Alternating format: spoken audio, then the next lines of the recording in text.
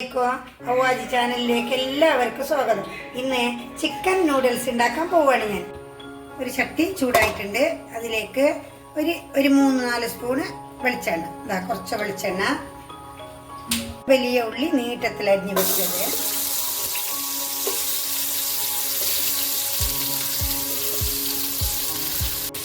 കുറച്ച് കരിവേപ്പില അത് നീട്ടത്തിൽ അരിഞ്ഞത്.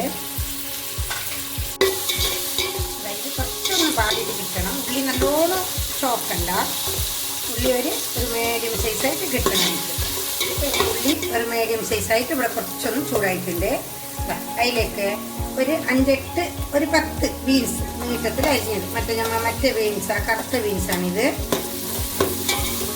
ഞാനിട്ട് ഇതേ ബീൻസ് വേണമെന്നില്ല, പക്ഷേ ഏത് ബീൻസായാലും ബീൻസൊന്ന് മറ്റൊരു വെളുത്ത ബീൻസും ഉണ്ടല്ലോ, അതല്ല, കുറച്ച് നല്ല പച്ച ഒരു കറുപ്പ് കളറായുള്ള ബീൻസാണിത്. അതിലേക്ക് ഒരു ക്യാരറ്റ് അത് നീട്ടത്തിൽ ഇങ്ങനെ അരിഞ്ഞ് കൊടുത്തിട്ടുണ്ട്. ഒരു പകുതി ക്യാപ്സിക്കം ഇതേപോലത്തെ നീട്ടത്തിൽ തന്നെയാണ് ഞാൻ നല്ല അരിഞ്ഞിരിക്കുന്നത്. ഇതിലേക്ക് ഒരു 2 സ്പൂൺ ഇഞ്ചും വെളുത്തുള്ളിയും കൂടി പേസ്റ്റ് ആക്കിയതാണ്.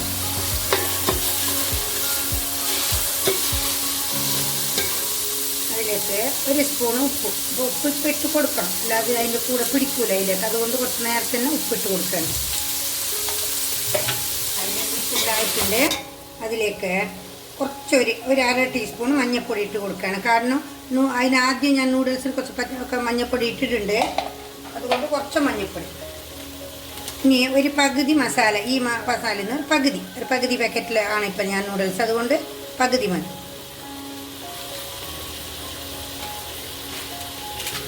ഇനി കുറച്ച് ഗരം മസാല ഇട്ട് കൊടുക്കാൻ. കുറച്ചോ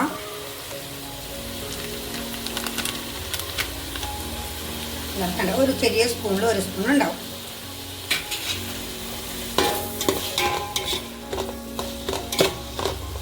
ഇതിവിടെ റെഡിയായിട്ടുണ്ട്. അതിലേക്ക് ഒരു 100 ഗ്രാംസ് എല്ലില്ലാത്ത ചിക്കൻ പൊടിയായിട്ട് വേവിച്ചിട്ട് മഞ്ഞൾപ്പൊടിയും കുറച്ച് ഉപ്പും ഈ ചിക്കനും കൂടി ഞാൻ ഇട്ട് കൊടുക്കുന്നുണ്ട്. മഞ്ഞൾപ്പൊടിയും ചിക്കനൊക്കെ ഇട്ട് വെന്തതാണിത്, അതുകൊണ്ട് കുറച്ച് മഞ്ഞൾപ്പൊടി നിങ്ങൾ പച്ചക്കറിക്കെല്ലാം കുറച്ച് നോക്കിയിട്ട് കൊടുക്കുക.